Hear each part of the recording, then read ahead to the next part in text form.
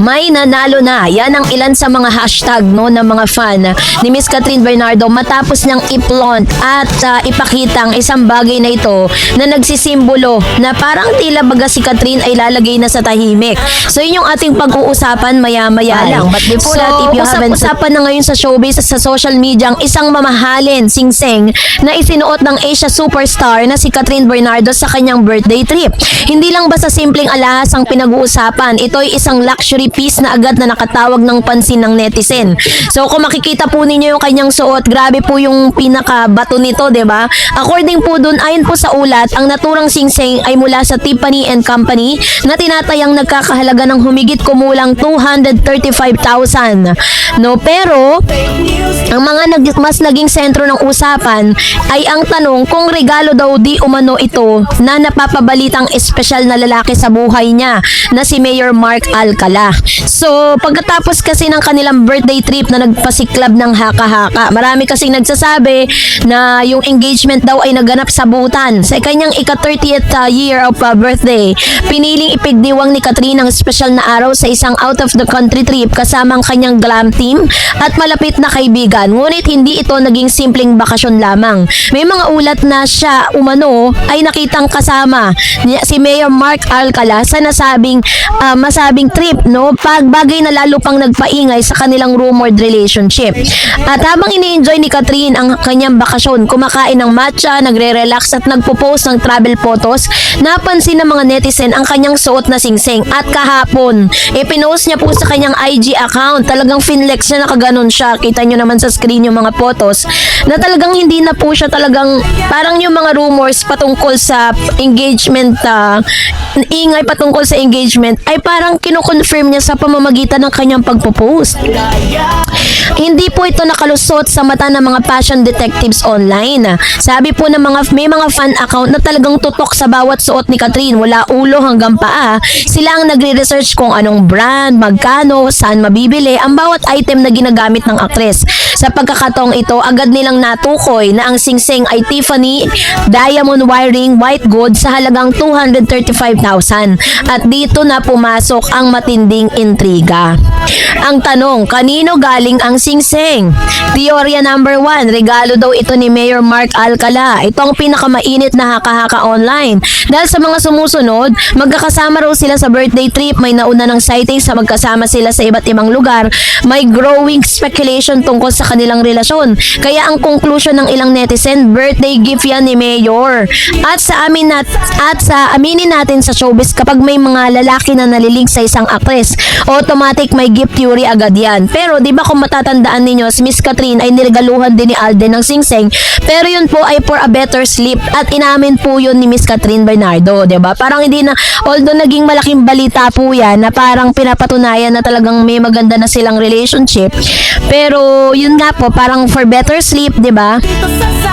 Teorya number 2, sariling pera ni Catherine. Pero teka lang, dito natin nagiging interesting ang usapan. Ayon sa ulat, si Catherine ay isa sa pinaka-highest paid celebrity endorser sa Pilipinas. May mga napakaraming endorsement, may sariling negosyo at investment. So ibig sabihin, kayang-kaya niyang bumili ng mas mahal pa sa 235,000 na alahas. Kaya hindi po makakapagtaka kung siya po ay makakabili ng ganyan, or kung iisipin, mas logical pa nga na sarili niyang bilyon kaysa sa regalo. So ibig sabihin parang sarili niyang binili niya sa sarili niya. At ayun, iba namang theory. Theory number 3, regalo man ay hindi may meaning yan. Ito ang pinaka-chismis pero pinaka-posible. Kahit sabihin mong kaya ni Catherine bumili ng sarili niyang jewelry, hindi maaalis ang posibilidad na may mga taong gustong magbigay at espesyal na dahilan kung bakit tinanggap ito. Sa showbiz, hindi lang presyo ang pinag-uusapan kundi ang simbolo. Diba? Mas malalim kasi yung intriga ng relasyon nga ba talaga sila. Hindi lang singseng ang pinag-uusapan dito kundi ang status ng relasyon ni Catherine at Mark. Sa mga nakaraang buwan, nakitang magkasama sa mga lakad at mga travel rumors at mga social media clues. At kahit walang direktang kumpirmasyon, lalong lumalakas ang hinala ng publiko. dahil sa tinatawag na naging hati ang kanilang opinion at yung tinatawag na team support and public perception. May mga fans na masaya para kay Catherine, no? Open sila sa idea ng bagong love life para kay Catherine at naniniwalang deserve niya ang happiness. Meron din namang mga tinatawag na team suspicious. May ilan namang nagdududa sa intensyon ni Mark, critical dahil sa public official siya, nagtatanong kung naapektuhan ba ang kanyang trabaho. Bakit ganito ang kainit ang issue? Simple lang, kasi dahil si Catherine Bernardo ay hindi lang po basta-basta artista. Isa siyang box office queen, cultural icon, at isa sa pinaka-influential celebrities ng bansa. Kaya bawat galaw niya, sinusubaybayan, ano? So, kung sa usapang real talk naman, yung singsing lang ba talaga ito o hindi? Ang singsing na ito ay naging simbolo ng posibleng bagong relasyon, pag-move on sa nakaraan, pagpasok sa bagong karakter ng kanyang buhay, at kaya ito pinag-uusapan dahil gusto ng publiko na malaman ano nga ba talagang estado ng puso ni Catherine.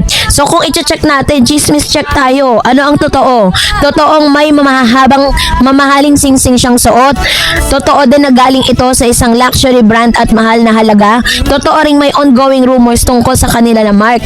Pero hindi kumpirmado na kung ang regalo nga ba ito kung officially sila na.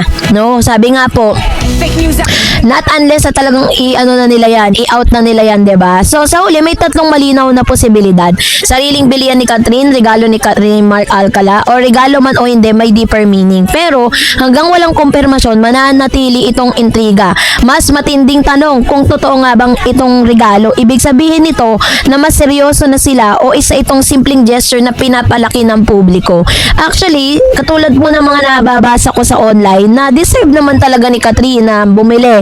Kaya niyang bumili kahit ilang 235,000 Tiffany & Company, kahit gaano pa kalalaking mga diamond yan, 'di ba? Pero syempre dahil katulad nga na sinabi ko sa inyo a while ago na nagiging malaking issue siya sa lahat kasi meron nga pong ongoing rumors patungkol sa kanila ni Mayor, 'di ba? At yun po yung inaalam ng publiko na totoo kaya na dapat na ba talagang manahimik ang mga Katden, ang mga Katniel fan, no? Dahil po sa mga rumors na ito, well, masasagot lang natin yan kapag si Catherine Bernardo po ay lumalakad na sa aisle, 'di ba? Doon pa lang natin talaga masasabing confirm na siya po ay lalagay na sa tahimik. Not unless na siya po ngayon. Hanggang ngayon naman po is wala pa ring confirmation, wala pa ring pag-amin at puro speculation pa lang din naman talaga yung lumalabas. So, hindi pa siya 100% talagang concrete yung mga evidence. Kahit sabihin natin nakikita sila magkasama, malay natin magkakatropa lang pala sila, 'di ba? Ang ending hindi naman pala talaga si Mayor Mark. So, yun yung ating pong abangan, 'di ba? Kaya nga talagang kaabang-abang at talagang masasabi mo talagang to si Catherine, napaka-controversial na celebrity, napaka-influential kasi bawat galaw, sa bawat binibili niya, bawat sinusuot niya, lahat po yun pinag-uusapan. Ganun katindi. Pero regalo man yan o hindi, engagement man yan o hindi, ang importante masaya si Catherine. 'Di ba? Ang importante is wala siyang tinatapakang tao. So that's it for today. For more videos and updates, please don't forget to like and subscribe, and please don't forget to follow my Facebook page, Dar Eds TV and Dar Eds channel. God bless everyone!